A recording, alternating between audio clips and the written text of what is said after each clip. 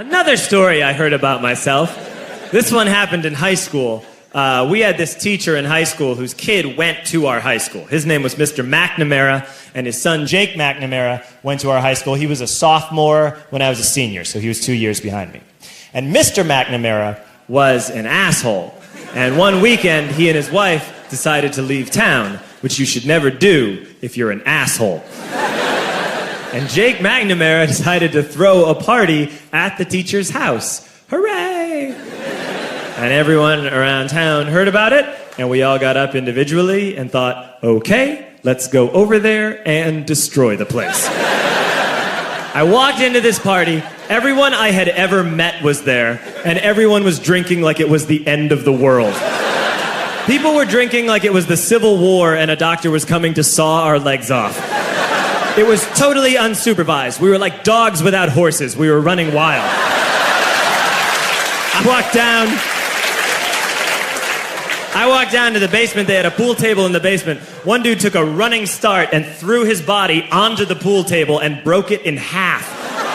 Another kid found out which room was Mr. McNamara's and went upstairs and took a shit on his computer. So the party was going great. I'm standing in the basement and I'm holding a red cup. You've seen movies. And I'm standing there and I'm holding a red cup and I'm starting to black out. And I guess someone said like, something, something, police. And in a brilliant moment of word association, I yelled, fuck the police! Fuck the police! And everyone else joined in. 100 drunk white children yelling, fuck the police.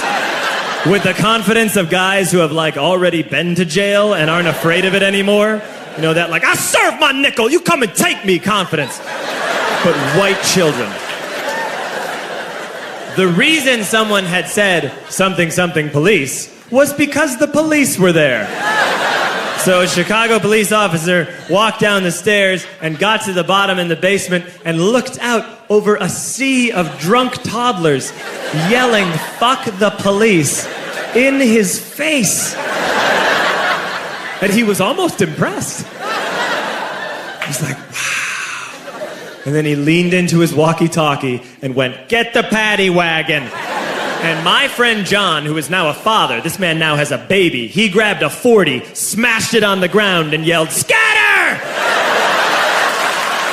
And everyone ran in a different direction.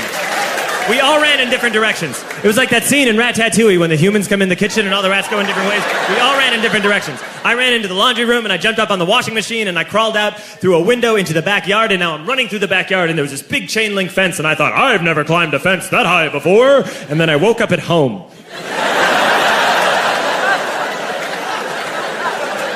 On Monday, I went to school because that's what we did back then. And I'm walking into the school building, and who do I see but Jake McNamara?